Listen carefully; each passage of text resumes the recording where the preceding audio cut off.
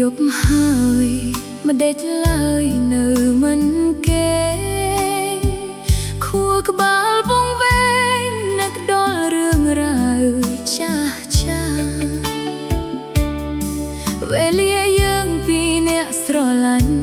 គ្នាមានក្តីសុខខ្លាំងណាស់តែពេលនេះផ្ទុះផ្លាស់លែងមានបងក្បែរខ្លួនឯងរាល់ថ្ងៃតើអូនខុសអ្វី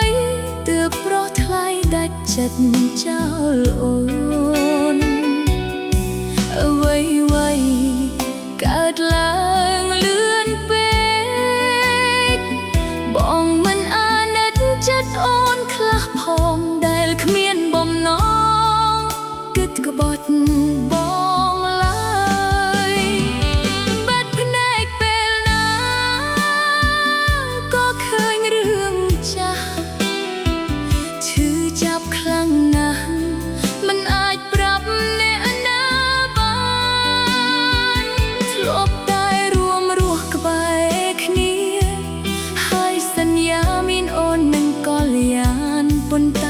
ពេលនេះ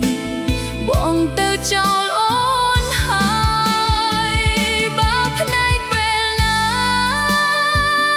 ក៏ឃើញរឿងចាស់ពិបាកទ្រាំណាស់ហេតុអ្វីក៏ខ្ញុំនៅនឹកគេហាមចិត្តឲ្យឈប់នឹក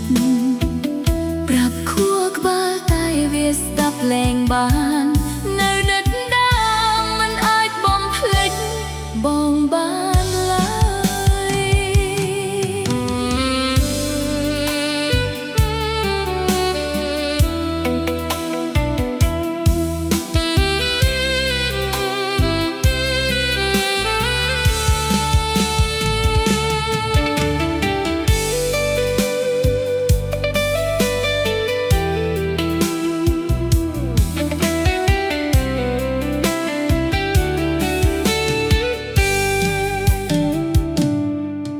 យប់ហើយ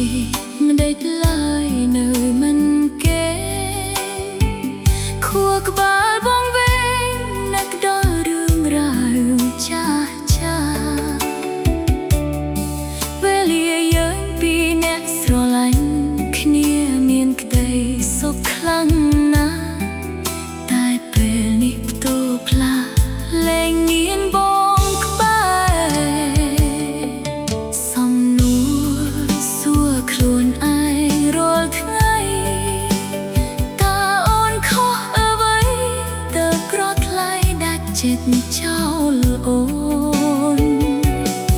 អ្វីកើតឡើងលឿនពេក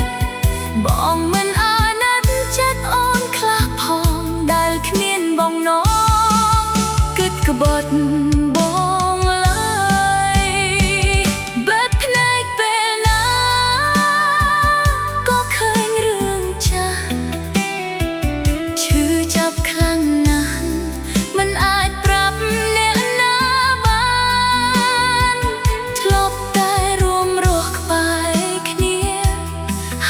សញ្ញាមានអូនក៏លៀនបនតែពេលនេះ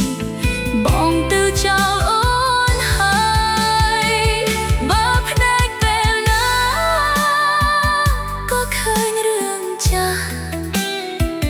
ពិបាកទ្រាំណាស់ហេតុអ្វីក៏ខ្ញុំនៅនឹកគេ